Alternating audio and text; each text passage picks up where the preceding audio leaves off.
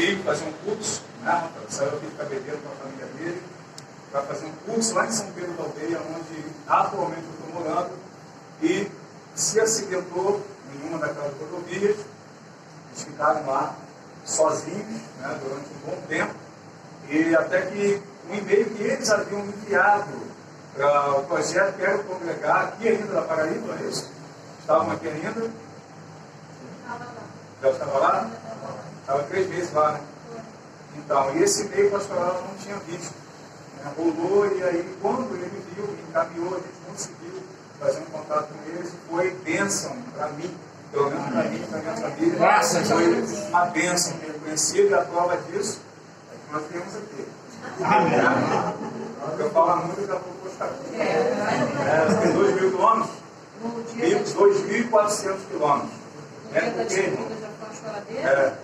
Porque nós aprendemos a amar. Né? E quando nós chegamos lá, e nós nos deparamos com essa situação, e eu falei com Deus assim: Senhor, eu nunca me deparei com uma situação dessa.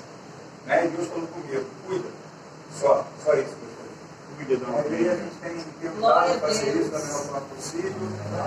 E trouxemos eles aqui para que os irmãos nos conheçam, nossos queridos filhos, da minha netinha, e abracem esse casal.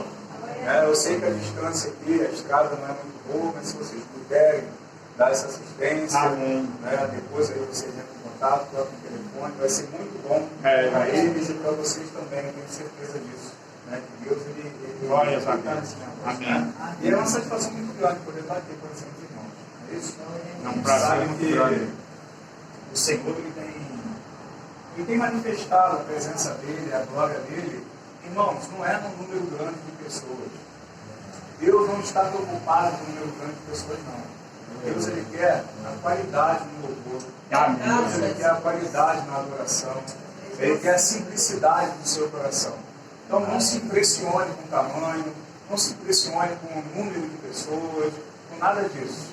O que Deus, ele quer é um coração aberto, sincero. Amém, Senhor. Graças a Deus. Amém. Amém. Vamos louvar mais um louvor? Amém.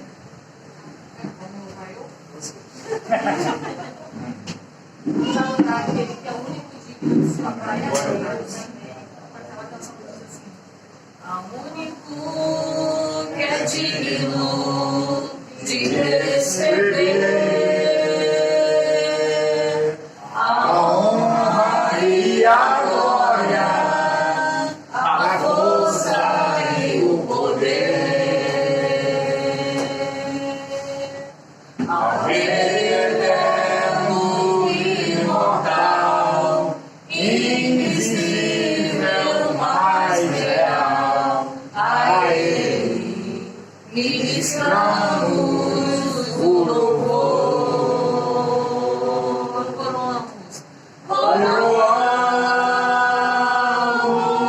Coroamos a Ti, ó Rei Jesus. Coroamos a Ti, ó Rei Jesus. Adoramos o Teu nome, nos rendemos aos Teus pés,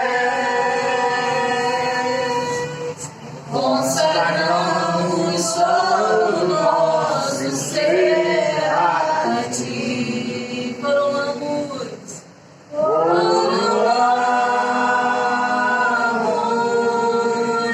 a Ti, ó Rei Jesus.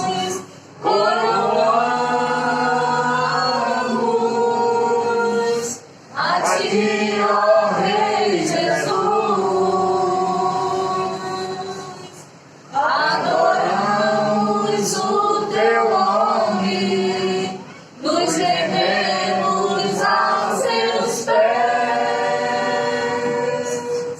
consagramos todo o nosso ser a Ti. Consagramos todo o nosso ser a Ti. Glórias a Deus. Glória a Deus. Aleluia, Senhor. amados, abrem a Bíblia comigo no livro de Romanos, capítulo 8. Vamos ler a partir do versículo de número 1. O texto fala sobre a nova vida debaixo da graça, segundo o Espírito de santidade e adoção.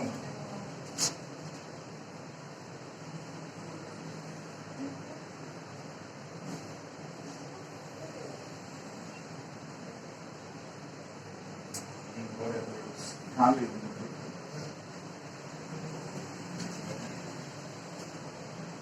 Amém, querido? Acharam? Amém. Diz assim a palavra do Senhor: portanto, agora nenhuma condenação há para os que estão em Cristo Jesus, que não andam segundo a carne, mas segundo o Espírito. Porque a lei do Espírito de vida em Cristo Jesus me livrou da lei do pecado e da morte. Porquanto que era impossível a lei, visto como estava enferma pela carne, Deus enviando seu Filho, em semelhança da carne do pecado, pelo pecado condenou o pecado na carne, para que a justiça da lei se cumprisse em nós, que não andamos segundo a carne, mas segundo o Espírito. Porque os que são segundo a carne inclinam-se para as coisas da carne, mas os que são segundo o Espírito para as coisas do Espírito. Porque a inclinação da carne é morte, mas a inclinação do Espírito é vida e paz. Porquanto a inclinação da carne é inimizade contra Deus, pois não é sujeito à lei de Deus e nem em verdade pode ser. Portanto, os que estão na carne não podem agradar a Deus. Vós, porém, não estáis na carne, mas no Espírito. Se é que o Espírito de Deus habita em vós, mas se alguém não tem o Espírito de Cristo, esse tal não é dele. E se Cristo está em vós, o corpo, na verdade, está morto por causa do pecado, mas o Espírito vive por causa da justiça. E se o Espírito daquele que dentre os mortos ressuscitou Jesus habita em vós, aquele que dentre os mortos ressuscitou a Cristo, também vivificará os vossos corpos mortais pelo seu Espírito em que vos habita. De maneira que, irmãos, somos devedores, não a carne, para vivermos segundo a carne. Porque se vivermos segundo a carne, morrereis. Mas se pelo Espírito mortificardes as obras do corpo, vivereis. Porque todos que são guiados pelo Espírito de Deus, esses são filhos de Deus. Porque não recebeste o Espírito da escravidão, para outra vez estardes em terror, mas recebeste o Espírito de adoção de filhos, pelo qual clamamos: Abba, Pai.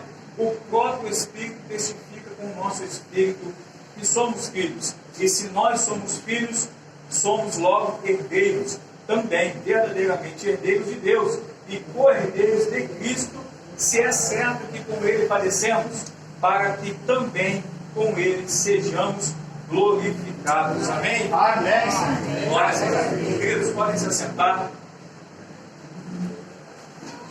Nós podemos dar um tema nessa mensagem: vivendo pela graça e no Espírito. Amados, a condenação é um dos maiores fardos que o ser humano ele pode carregar na sua vida, seja no passado, por algo cometido no passado, peso do passado, seja por culpa, né, seja por erros cometidos no próprio presente, por angústias que atormentam o nosso coração, ou por diversas falhas, né, ao longo aí da nossa vida. A condenação, ela sempre vai tentar paralisar o cristão, sempre vai tentar paralisar aquele que está na presença de Deus. Por isso que Satanás ele usa muito essa arma. Contudo, quando nós olhamos aqui para Romanos, no capítulo 8, no versículo 1, Paulo ele vai nos apresentar uma verdade extraordinária para as nossas vidas. Porque ele vai dizer que não há mais condenação para os que estão em Cristo Jesus. Quem está em Cristo? Amém. Amém? Graças a Deus. Então, essa verdade, ela vai mudar tudo em relação à nossa vida. Porque essa verdade, ela vai nos libertar, ela vai nos transformar profundamente, não é? Profundamente a tua maneira de viver, a minha maneira de viver, ela vai nos capacitar a nós andarmos de vitória em vitória. A gente sabe que as lutas elas vêm de encontro às nossas vidas, mas o Senhor nos dá essa capacidade. Então hoje, irmãos, vamos entender como essa nova realidade ela deve impactar a vida da igreja, como ela vai impactar o aspecto das nossas vidas, né? Enquanto nós vamos explorar o que significa andar em Espírito. O texto ele vai nos falar de uma nova identidade em Cristo. Então o que é isso? Quem está em Cristo? Que nova identidade é essa? É você ser completamente transformado da antiga natureza, daquela velha natureza, aquela que é condenada pelo pecado, né? Então, antes de Cristo, pesava sobre nós a condenação do pecado, né? E, no entanto, essa condenação que entrou no mundo através lá de Adão, é o que nós vemos em Romanos, no capítulo 5, versículo 18, Paulo diz assim: pois assim como por uma só ofensa veio o juízo sobre todos os homens para a condenação, assim também por um só ato de justiça veio a graça sobre todos os homens para a justificação. Então ele está dizendo que por causa do ato de Adão, toda a humanidade está condenada debaixo do pecado. Então todos nós, querendo ou não, herdamos o pecado desde lá de trás, e com ele a sentença de morte. Porque Romanos 6,23 diz que o salário do pecado é o quê? A morte. É a morte, não é isso? É. Mas logo em seguida ele diz que o dom gratuito de Deus é a vida eterna. Por quem? Por Cristo Jesus. Então, amados, antes disso, pesava sobre nós essa condenação. Antes de Cristo, nós estávamos sob o jugo do pecado, sob o jugo da condenação. Não havia escape para nenhum de nós. Não havia escape. Mas não havia. Não é com os nossos esforços. E a lei mostrava a nossa culpa, mas ela não podia nos libertar. A lei apenas apontava. Em Romanos 7,24, Paulo diz assim: miserável homem que sou, quem me livrará do corpo dessa morte?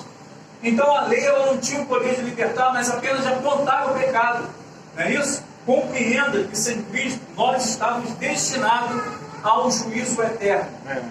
O ser humano hoje, que ele não consegue compreender que ele precisa de Cristo, ele está destinado ao fogo eterno, a não ser que ele se arrependa, a não ser que ele receba Cristo. Agora, quando nós olhamos para Cristo, nós somos libertos dessa condenação. Amém. Não somos mais culpados, somos justificados pelo sangue dele. Paulo lhe diz: tendo sido justificados pela fé, temos paz com Deus por nosso Senhor Jesus Cristo.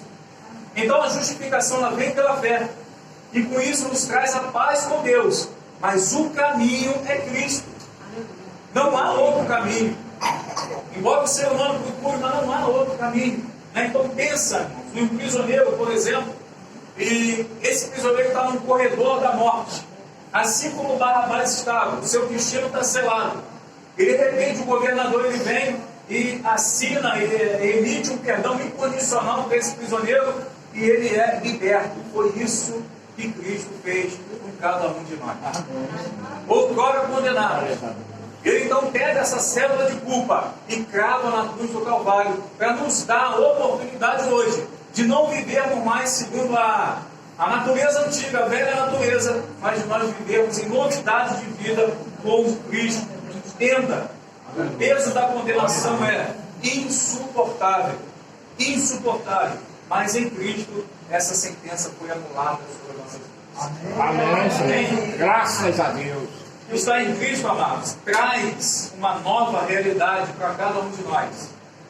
Não adianta nós carregarmos a Bíblia embaixo do braço, se quando nós formos confrontados com qualquer coisa, a diferença do Espírito Santo na nossa vida não vira à tona naquele momento, né? Então, estar em Cristo traz uma nova realidade. Se nós estamos em Cristo, nós vivemos essa nova realidade. Amém. Independente do que está ao redor, independente das circunstâncias da nossa vida. Por isso que Paulo fala: nenhuma condenação há para os que estão em Cristo Jesus. Então, aqueles que creem em Cristo são transportados de uma vida antiga para uma vida nova. Amém. Essa é a proposta do Evangelho para todos nós. Uma nova realidade espiritual. Estar em Cristo é ser visto por Deus através da justiça de Cristo, né? Por quê? Porque quando Ele nos olha, Ele não enxerga a nossa falha. Por que Ele não enxerga a nossa falha? Porque Ele está enxergando a perfeição do seu Filho na cruz, no Calvário. Então nós somos uma nova criatura. Nova criatura em Cristo Jesus. 2 Coríntios 5,17 vai nos dizer assim que, se alguém está em Cristo, nova criatura é. As coisas velhas passaram e tudo se fez novo. Então passou. A velha natureza ela tem que ficar para trás. É difícil? Às vezes é difícil. Mas ela precisa ser mortificada dia após dia. Porque quem governa a nossa vida é o Espírito Santo.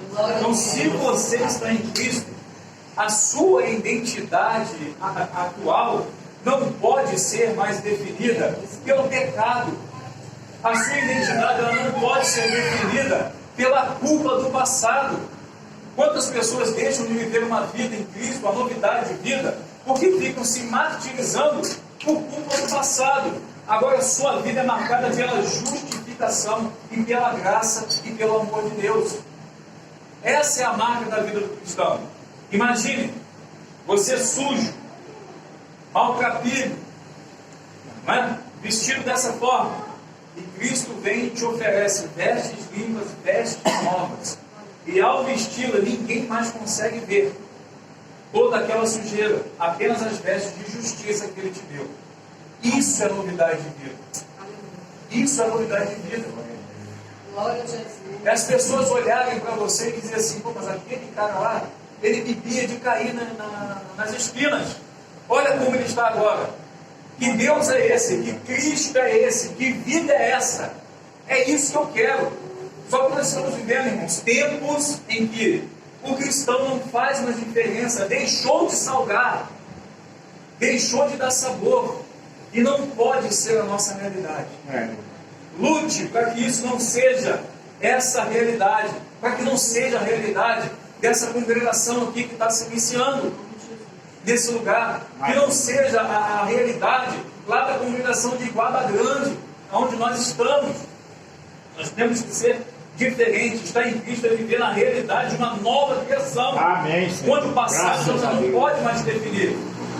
Por quê? Porque o Senhor ele apaga o passado, não é isso? Ele apaga o passado, transforma o presente e projeta para o futuro. Oh, glória a Deus. E que projeção é essa? É a vida eterna em Cristo Jesus. Amém. É isso? Por isso você não deve vivê-la no passado.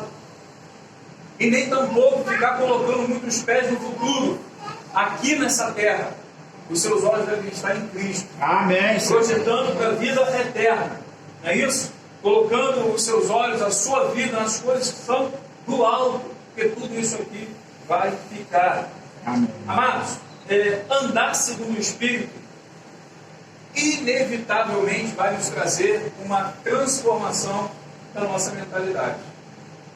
Se vivemos uma novidade em Cristo, nós não podemos permitir que a nossa mente antiga tome conta das nossas decisões agora. Então, andar segundo o Espírito é você viver uma transformação contínua. Pastor, aceitei a Cristo, já fui transformado? Fui transformado? É um processo. Jesus ele entrou, ele limpa a casa, ele adorna a casa, mas a santificação ela vem em um processo. Não é isso? Então, começa onde? Na mente renovada. Não pelos desejos da carne, mas pelos desejos do Espírito. Muitos cristãos estão vivendo na carne e se esquecendo de viver no Espírito. E isso é um problema. Por quê? Porque viver na carne vai trazer inimizade entre você e Deus. A carne sempre vai representar a nossa fraqueza, a nossa natureza pecaminosa.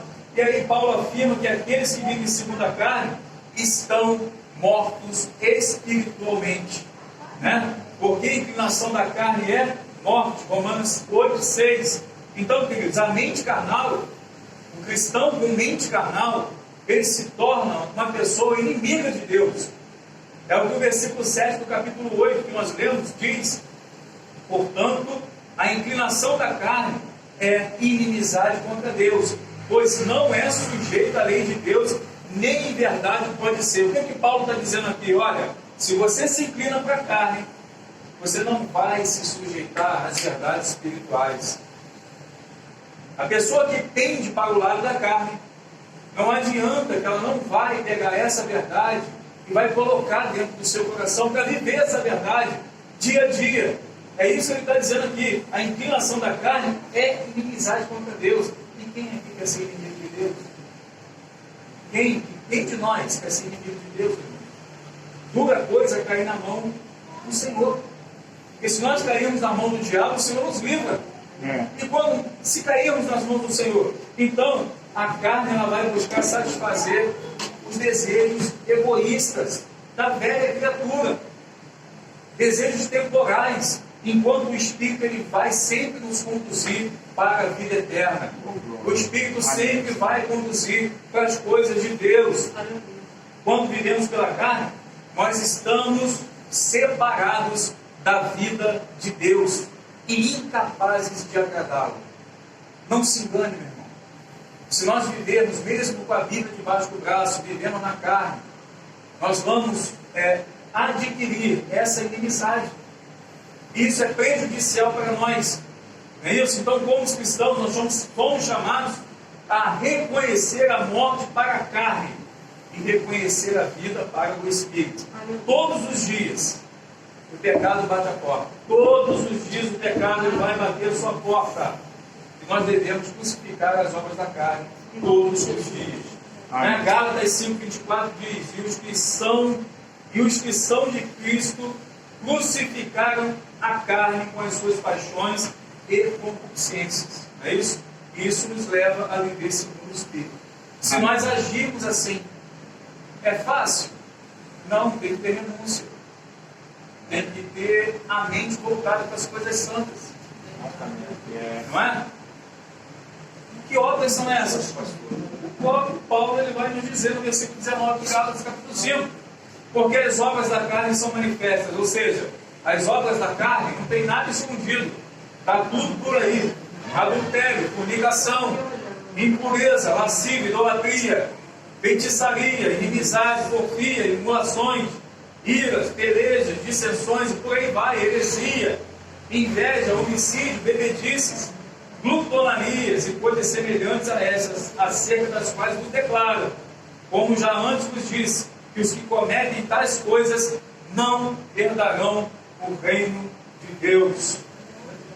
Isso deve nos colocar para pensar. Para onde está tendendo a nossa vida? Para a carne ou para o Espírito? Que caminho nós estamos tomando? Um caminho de vida, um caminho de morte? Não é? Nós temos visto coisas absurdas hoje. Basta abrir a internet, celular na mão, você vê situações que